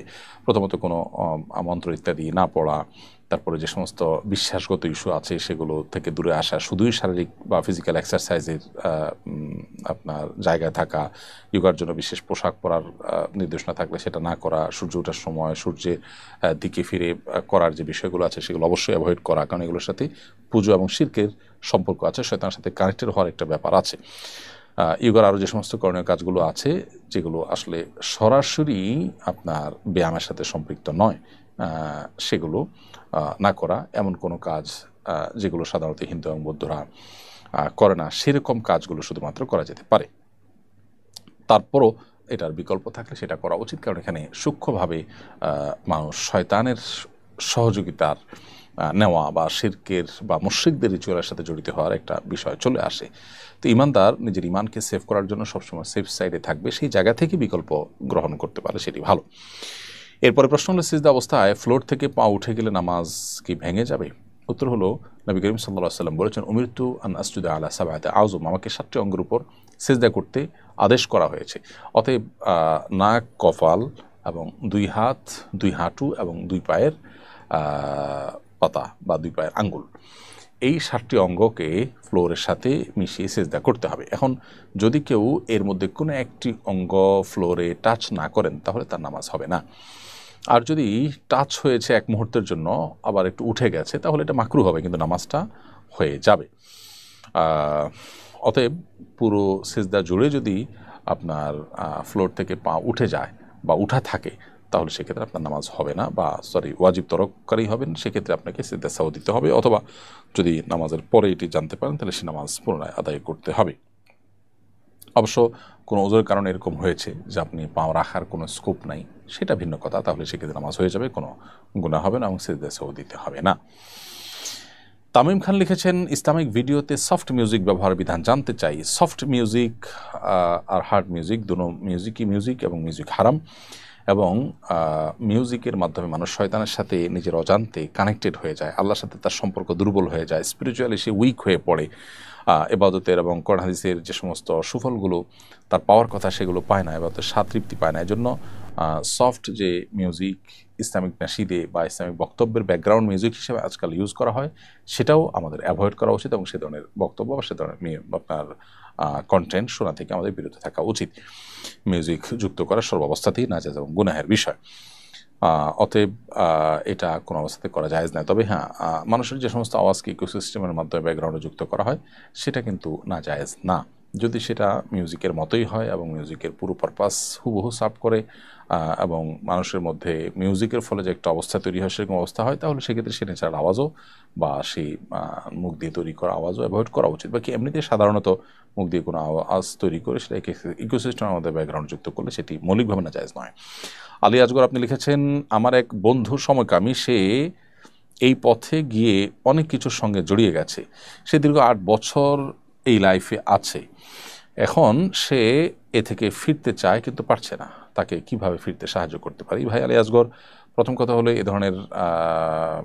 এ ধরনের বদ অভ্যাস এবং নোংরামির সাথে কেউ জড়িয়ে গেলে তার রক্ষার উপায় হলো এ বিষয়ে বিশেষ করে মনোরোগ বিশেষজ্ঞ এবং সংশ্লিষ্ট বিষয়ে কাউন্সিলিং করতে পারেন এরকম এক্সপার্ট ডাক্তার এবং চিকিৎসক এবং ব্যক্তিবর্গের সহযোগিতা নেওয়া, নিয়মিত তাদের সাহচর্যে বা তাদের কাউন্সেলিংয়ের মধ্যে থাকতে পারলে আশা করা যায় ইনশাআল্লাহ বিদিল্লাহ তিনি ফিরে আসতে পারবেন। আরেকজন ইমানদার, তার জীবন চলে গেলেও তিনি হারাম থেকে বেঁচে আসার জন্য চেষ্টা করবেন এবং তার জন্য সকল গুনাহের সমস্ত পথ তিনি বন্ধ করে দিবেন এবং নিজের ব্যাপারে নিজের সর্বোচ্চ সিদ্ধান্ত গ্রহণ করবেন।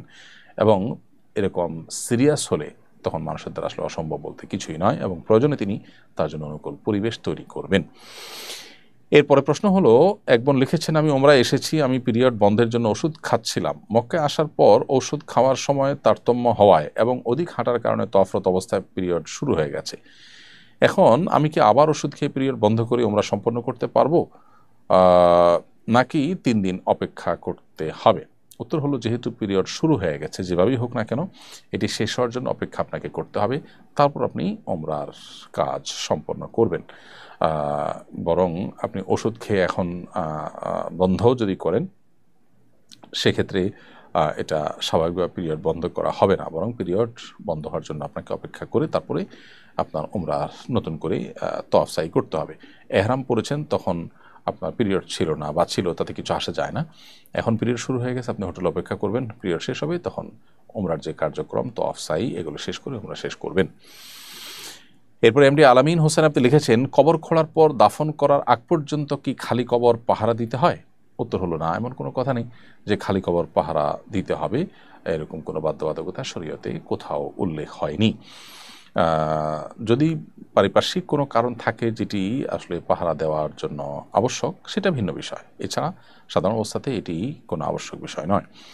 এরপরে আর রাজিবুল আপনি আইডি থেকে লিখেছেন, আমি এক মেয়ের সঙ্গে হারাম সম্পর্কে ছিলাম, কিছুদিন পর সে বিয়ে করে ফেলে, কিন্তু এখনও আমি তাকে ভুলতে পারি না, তার প্রতিও মায়া আরও বেড়েছে, সে নিজেও মাঝে মাঝে মেসেজ দিয়ে বলে আমাকে ভুলতে পারে না এবং খুব মিস করি, কি করলে আমার মন ভালো হবে এবং আল্লাহর সন্তুষ্টি অর্জন করতে পারবো?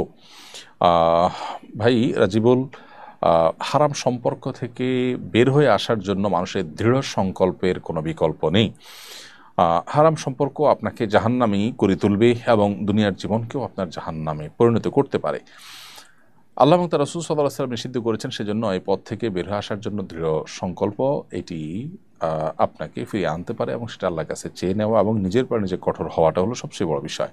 এই যে ভুলতে পারছেন না বলছেন, আপনি যদি ভোলার জন্য প্রয়োজনে কোনো অভিজ্ঞ বা এক্সপার্ট মানুষদের সাহায্য নেন, কোনো প্রয়োজনে কোনো মনোরোগ বিশেষজ্ঞ সাহায্য নেন যিনি দিনদার মানুষ, যদিও এক্ষেত্রে দিনদার মানুষদের উপস্থিতি বা আনাগোনা কম, তারপরও আপনি চেষ্টা করে যতটুকু পান ততটুকু সাপোর্ট যদি আপনি নেন, ইনশাআল্লাহ আশা করা যায় আপনি এখান থেকে ফিরে আসতে পারবেন। প্রয়োজনে আপনি ভালো কোনো জায়গা বিয়ে করার চেষ্টা করেন এবং সেখানে ইনভলভ হয়ে গেলে আশা করা যায় ধীরে ধীরে আপনি ভুলে যাবেন এবং এই যে তার সাথে মেসেজ আদান প্রদান করার ব্যাপারটা সেটা আপনি বন্ধ করে দিতে হবে। প্রয়োজনে মোবাইল চেঞ্জ করা, তার নাম্বার চিরতরে যাতে আর পাওয়ার কোনো রাস্তা না থাকে সে রাস্তা বন্ধ করে ফেলা, দূরে কোথাও চলে যাওয়া, এরকম কোনো উদ্যোগ নেওয়া উচিত। কিছুদিন কষ্ট হলে এরপরে ঠিক হয়ে যাবে ইনশাআল্লাহ, তাই না?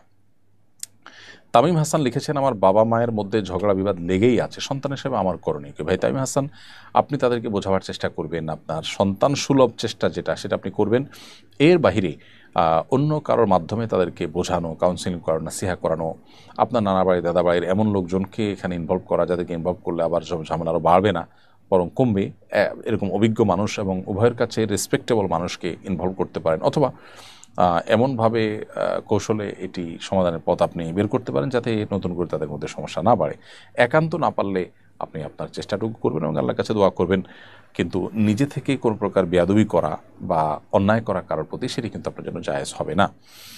ফারহানা শারমিন বোন আপনি লিখেছেন, আমি একজন গর্ভবতী, আমার বমি হয় আর অজু ভঙ্গের কারণ হচ্ছে মুখ ভর্তি বমি হয়। যদি আমার অজু অবস্থায় বমি হয়ে যায়, এই অবস্থা আমার করণীয় কি? আর যতবার বমি করব ততবারই কি অজু করতে হবে? উত্তর হলো যে মুখ ভরে যদি বমি হয় তাহলে সেক্ষেত্রে আপনার অজু ভঙ্গ হয়ে যাবে, আর যদি অল্প অল্প বমি হয় তাতে অজু ভঙ্গ হবে না। তো যদি এরকম হয় যে ঘন ঘন আপনার বমি হয় এবং প্রত্যেকবারই মুখ ভর্তি হয়েই বমি হয়, তাহলে আপনি বমি হওয়ার পরে অজু করে 4 রাকাত নামাজ, পুরো ওয়াক্তের মধ্যে 4 রাকাত নামাজ বা যেই কয়েক রাকাত আছে ওই ওয়াক্তের নামাজ, সেই কয়েক রাকাত নামাজ পড়ার মতো সময় যদি পান তাহলে আপনার অজু করে আপনাকে নামাজ পড়তে হবে। আর যদি আল্লাহ মাফ করুক অনবরত এরকম বমি হতে থাকেই, সাধারণত পুরো একটা ওয়াক্তের সবটুকুন সময় এভাবে অনবরত বমি আসলে হয় না, হলে মানুষ বাঁচার কথা না বা স্বাভাবিক সুস্থ থাকার কথা না। এজন্য আপনার হালকা হালকা একটু একটু বমি হলেও ফাঁক দিয়ে নামাজ পড়ে নেবেন। আর এর জন্য যদি একবার বেশি দুইবার বেশি 3বার অজু করা লাগে, তারপর সেই কষ্টটা করবেন এবং এর জন্য আল্লাহর কাছে বিনিময় কিন্তু কম পাবেন না, 3বার অজু করার সবই আপনি লাভ করবেন। এরপরে প্রশ্ন হলো, 7 মাস হলো কাজের উদ্দেশ্যে সৌদিতে এসেছি, এখনও একামা হয়নি, তাই গোপনে কাজ করতে হয়। রাষ্ট্রীয় আইন ভঙ্গ করে গোপনে কাজ করলে কি সে ইনকাম হালাল হবে?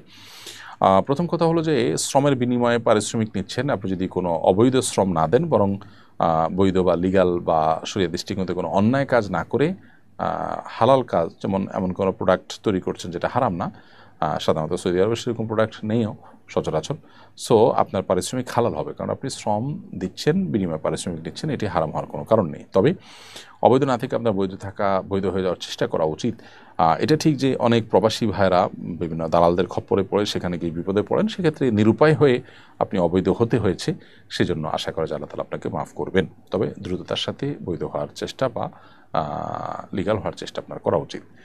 এরপরে জেসমিন হোসেন আপনি লিখেছেন, আমি চ্যাটজিপিটির মাধ্যমে নিয়মিত শরিয়া সংক্রান্ত উত্তর নেই, সেখানে দলিলসহ উত্তর আসে, এটা কতটুকু গ্রহণযোগ্য?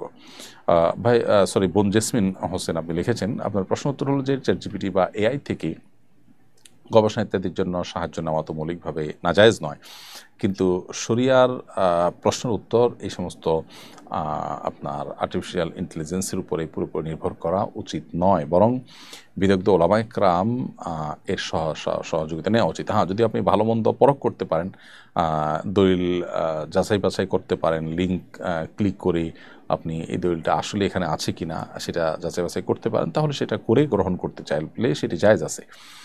কিন্তু অনেক সময় দেখা যায় এই সমস্ত জায়গা থেকে ভুল ইনফরমেশন আসে, সো সেজন্য কিন্তু আপনার এটা জায়েজ হবে না, বরং দেখা যায় যে এমন সব কথা বলে যেটা আসলে সঠিক নয়। তো এই জন্য এখান থেকে জ্ঞান অর্জন করতে হলে সে তথ্য যাচাই করার মতো ক্ষমতা থাকতে হবে, সুযোগ থাকতে হবে, তাহলে সেটি শর্ত সাপেক্ষে জায়েজ হতে পারে। এমদাদুল হক লিখেছেন, আমি কোরআন শরীফ 16 পারা মুখস্থ করেছিলাম, এরপর হিফজখানা ছেড়ে দিয়েছি, নিয়মিত তেলাওয়াত না করায় ভুলে গিয়েছি, এই অপরাধ থেকে মুক্তির উপায় জানতে চাই। ভাই এমদাদুল হক, নিয়মিত কোরআন কারীমের তেলাওয়াত করার চেষ্টা করতে হবে। কোরআন কারীম তেলাওয়াত করে বা হিফজ করে এরপরে মুখস্থ না থাকলে বা ভুলে গেলে সেটা কিন্তু গুনাহের কারণ। নবী সাল্লাল্লাহু আলাইহি ওয়াসাল্লাম মেরাজের রাতে যে সমস্ত বান্দার অপরাধগুলো দেখেছেন আল্লাহ তার সামনে উপস্থাপন করেছেন, মধ্যে সবচেয়ে ভয়াবহ অপরাধগুলোর মধ্যে থেকে একটা ছিল এটি, অর্থাৎ কোরআন কারীম মুখস্থ করার পর অবহেলার কারণে না তেলাওয়াত করার কারণে ভুলে গেলে সেটা অপরাধ এবং গুনাহ। অতএব আপনি এখন নিয়মিত তেলাওয়াত করে সেটা উদ্ধারের জন্য আপ্রাণ চেষ্টা চালান, এবং যদি আপনি তেলাওয়াত অব্যাহত রাখেন, অবহেলা না করেন, তাহলে সেক্ষেত্রে ভুলে গেলে আশা করা যায় আল্লাহ তাআলার কাছে আপনি গুনাহগার হবেন না। তবে যদি পুনরায় আর উদ্ধার করা সম্ভব না হয়, তাহলে সেক্ষেত্রে ভুলে যাওয়া পারাগুলোকে পুনরায় মুখস্থ করার চেষ্টাটা আপনার করা দরকার। চেষ্টাটা করলে আশা করা যায় আল্লাহ তাআলা মাফ করবেন।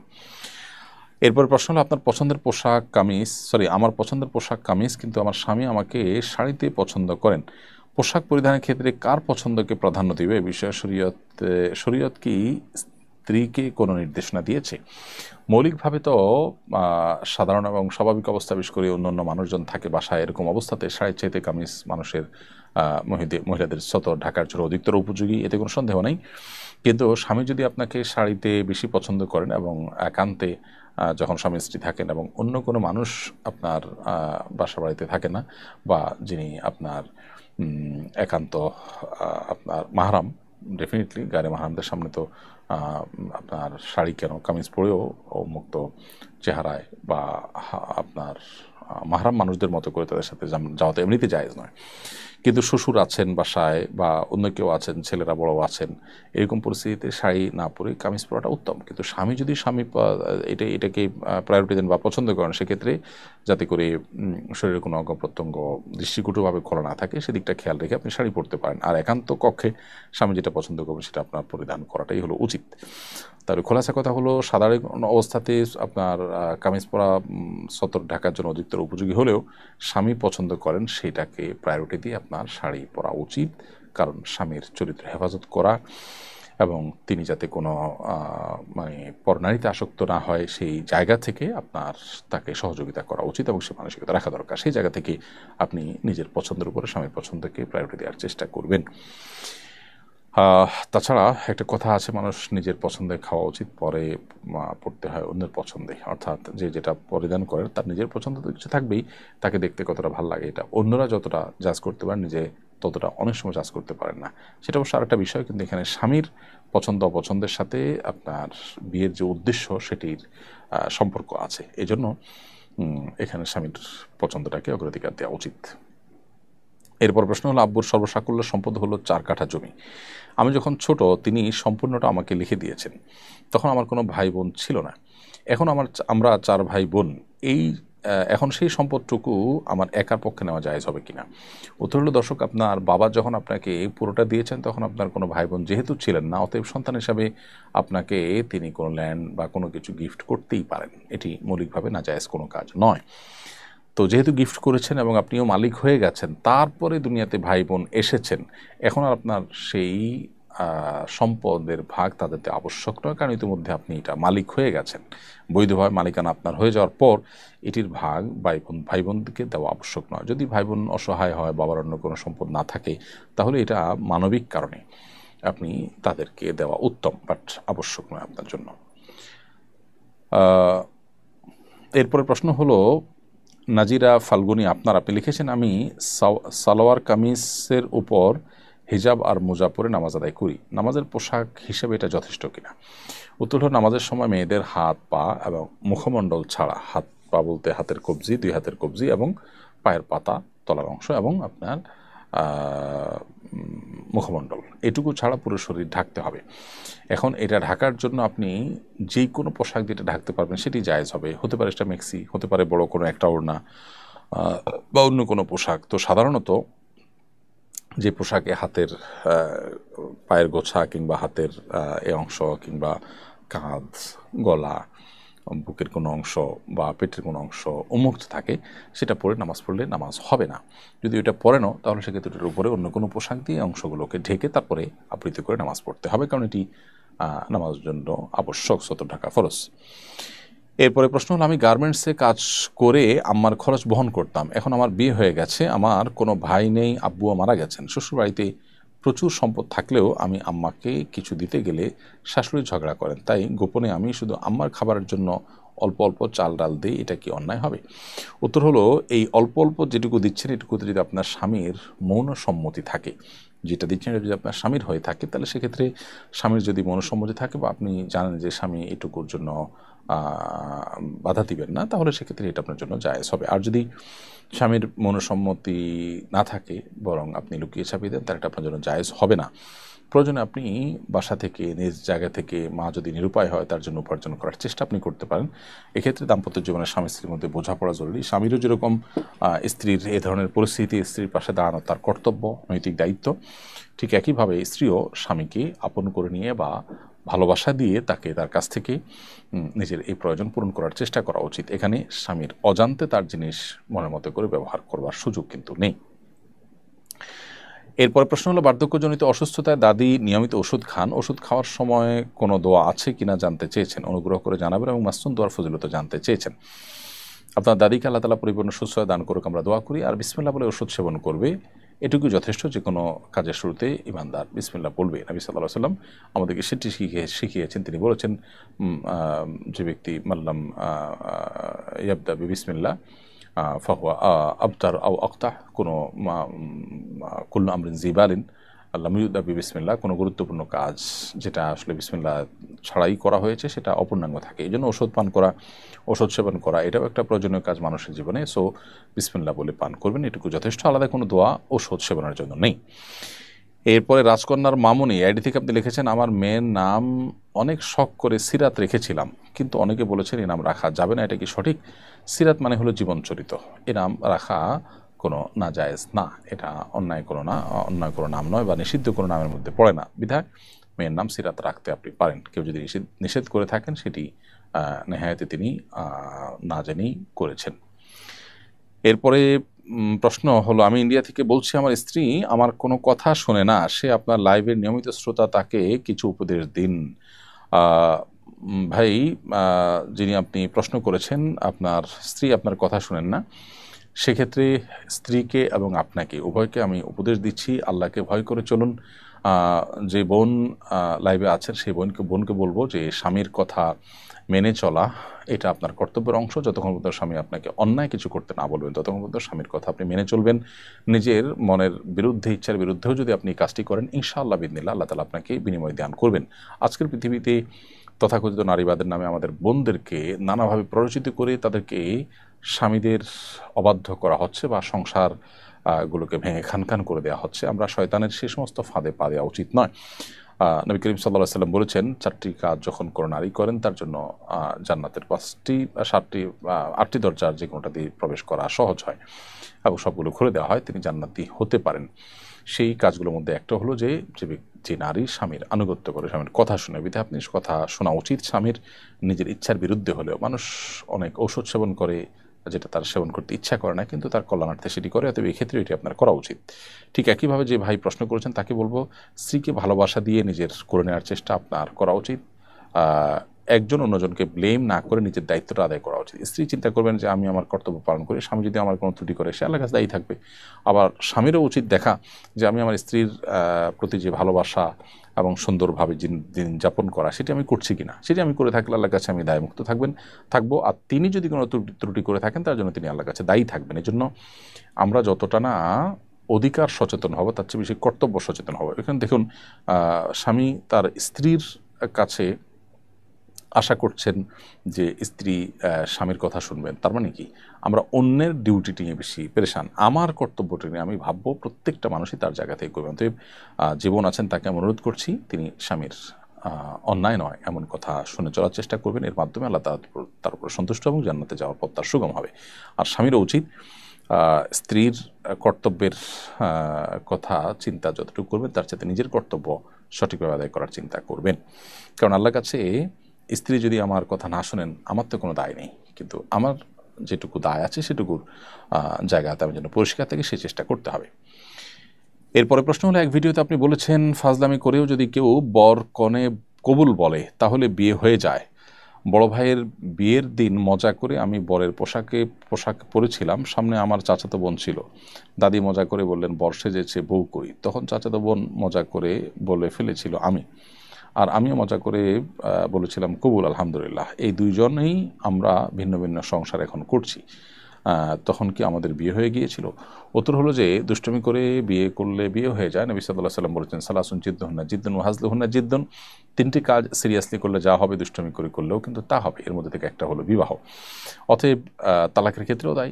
তো বিয়ের ক্ষেত্রে যে আপনারা দুষ্টমি করে আপনার কবুল বলেছেন, এখানে মৌলিকভাবে বিয়ে হয়ে যাওয়ার কথা, কিন্তু একটা সূক্ষ্ম ত্রুটি বিদ্যমান। সেটি হলো এখানে প্রস্তাব এবং সম্মতি পাওয়া যায়নি। মেয়ে বলছে আমি কনে, এখানে কিন্তু সে প্রস্তাব দেয়নি। পরিষ্কার করে যদি প্রস্তাব দেওয়া হয় যে আমি বিবাহের জন্য প্রস্তাব দিচ্ছি, এবং আরেকজন যদি কবুল বলেন এবং দুজন সাক্ষী যদি উপস্থিত থাকেন, তাহলে সেক্ষেত্রে এটি বিবাহ হতে পারে। সেই ক্ষেত্রে যদিও অনেক আমার মতে মেয়েদের বিয়ে অভিভাবক ছাড়া হয় না, অভিভাবকের সম্মতি থাকলে, সাক্ষী উপস্থিত থাকলে, এক পক্ষ প্রস্তাব দিলে আরেক পক্ষ কবুল বললে, সেটা দুষ্টামি করে করলেও বিয়ে হয়ে যাবে। শুধু এক পক্ষ কবুল বলেছে আর অপর পক্ষ থেকে আপনার প্রস্তাব হয়নি, তাহলে সেক্ষেত্রে বিয়ে হবে না।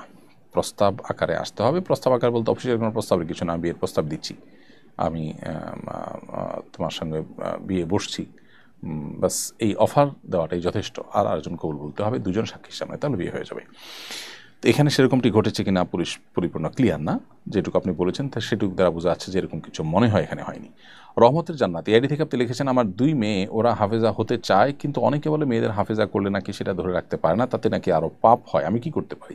না, এটা সঠিক না যে ধরে না রাখতে পারলে মানে গণহারে পাপ হবে, বরং তারা ধরে রাখার চেষ্টা করবে, তেলাওয়াত করবে, আল্লাহ না করুক এরপরও তেলাওয়াত এবং চেষ্টাতে ত্রুটি না থাকলেও তারা যদি ভুলে যান, তার জন্য তারা আল্লাহর কাছে দায়ী হবেন না, এবং আপনি আপনার মেয়েদেরকে নির্দ্বিধা হাফেজা বানাতে পারেন এবং মুখস্থ রাখার তারা চেষ্টা করবেন। অনেক মেয়েরাই কিন্তু রাখতে পারেন। একান্ত যদি রাখতে না পারেন, নিজের চেষ্টা থাকা সত্ত্বেও ইনশাআল্লাহ তারা দায়ী হবেন না। অতএব এই জুজুর ভয় দেখিয়ে তাদেরকে হিফজ করা থেকে বঞ্চিত করা ঠিক হবে না। ফাতেমা সুলতানা লিখেছেন, বাক ও শ্রবণ প্রতিবন্ধীদের ক্ষেত্রে আল্লাহ হিসাব নিকাশ কি ছাড় দিবেন? হিসাব নিকাশে কি ছাড় দিবেন? যতটুকু তাদের প্রতিবন্ধকতা আছে ততটুকু তারা ছাড় পাবে, আর এর বাহিরে যেটুকু তাদের সাধ্য আছে সেটুকুর জন্য তারা আল্লাহর কাছে জবাবদিহি করতে হবে। ধরুন একজন মানুষ কথা বলতে পারেন না, সেক্ষেত্রে তার বাক শক্তি ব্যবহার করে যে কাজগুলো করতে হতো সে কাজগুলো না করার জন্য আল্লাহর কাছে তিনি কোনো দায়বদ্ধ থাকবেন না। একই কথা শ্রবণ প্রতিবন্ধীর ক্ষেত্রেও প্রযোজ্য। অতএব আল্লাহ তাআলা যে বলেছেন, লা ইউকাল্লিফুল্লাহু নাফসান ইল্লা উসআহা, আল্লাহ সাধ্যের বাইরে কোনো কিছু চাপিয়ে দেন না, তার আলোকে তার যেটুকু সাধ্য নাই সেটুকুর জন্য কোনো জবাবদিহিতা থাকবে না এবং সেটুকুর জন্য কোনো হিসাব নেওয়া হবে না। আফরিন ইসলাম আপনি লিখেছেন, আমার মা মারা গেছেন আজ থেকে 1 মাস 6 দিন আগে। আমি 1 সেকেন্ডের জন্য ভুলতে পারছি না, হঠাৎ করে স্ট্রোক করে মারা গেছেন। আমার কষ্টে বুকটা ফেটে যায়, আমি কিভাবে নিজেকে সান্ত্বনা দেবো? আমাকে কিছু উপদেশ দিন। ভাই আফরিন ইসলাম, দুনিয়াতে মানুষ কেউই থাকতে আসেনি, সবাইকে চলে যেতে হবে। আপনার মা মাত্র 1 মাস আগে মারা গেছেন, এই জন্য আপনার কষ্টটা তাজা, খুব স্বাভাবিক এই সময় আপনার কষ্ট বেশি লাগাটা। আমরা দোয়া করি আল্লাহ তাআলা আপনাকে সান্ত্বনা নসিব করুন এবং আপনি আপনার মায়ের হারানোর এই বেদনা আপনি কাটিয়ে উঠুন। তবে সেই সাথে আপনাকে এও বলছি যে মায়ের জন্য আপনি বেদনাহত হলে মায়ের কী লাভ, আপনারই বা কী লাভ? বরং তার চাইতে মায়ের জন্য জান্নাতের দোয়া করুন এবং জান্নাতে মার সাথে যেন সাক্ষাৎ করতে পারেন সেজন্য প্রত্যাশা করুন এবং দোয়া করুন। এই দোয়াটাই হলো মায়ের জন্য উপকারী, আপনার জন্য উপকারী। আর অহেতুক অতিরিক্ত পেরেশান হওয়া, এটা ইমানদারের সাথে যায় না। আল্লাহ তার বান্দা বা বান্দিদেরকে দুনিয়া থেকে একসময় নিয়ে যাবেন, এটাই তো আল্লাহর পদ্ধতি। অতএব আমাদের কষ্ট হলেও সেটাকে মেনে নেওয়া, এটা আল্লাহর ফায়সালাকে মেনে নেওয়া শামিল। অতিরিক্ত বিষাদগ্রস্ত বা অতিরিক্ত এই সমস্ত বিষয়ে আমরা যদি ভেঙে পড়ি, সেটা কোনো কোনো ক্ষেত্রে আল্লাহর সিদ্ধান্তের বিরুদ্ধে একরকমের মানসিক বিদ্রোহের পর্যায়ে চলে যেতে পারে। সেজন্য আল্লাহর কাছে ইস্তেগফার করে আল্লাহর ফায়সালাকে মেনে নেওয়ার মতো মানসিকতা থাকা উচিত। প্রিয় দর্শক, অনুষ্ঠানের একেবারে শেষ প্রান্তে চলে এসেছি আমরা দেখতে দেখতে। সময় এসেছে বিদায় নেওয়ার। আজকের মতো এখানে শেষ করছি। আল্লাহ যদি তৌফিক দান করেন ইনশাআল্লাহ আগামী শুক্রবার একই সময় আবারও দেখা হবে আপনাদের সাথে। সে পর্যন্ত আল্লাহ তাআলা সবাইকে ভালো রাখুন, নিরাপদে রাখুন, সুস্থ রাখুন, সেই দোয়া রব্বে কারীমের কাছে ব্যক্ত করে আজকের মতো এখানে শেষ করছি। জাযাকুমুল্লাহু খাইরান। আসসালামু আলাইকুম ওয়া রাহমাতুল্লাহি ওয়া বারাকাতুহু। আস-সুন্নাহ ফাউন্ডেশন, উম্মার স্বার্থে সুন্নাহর সাথে।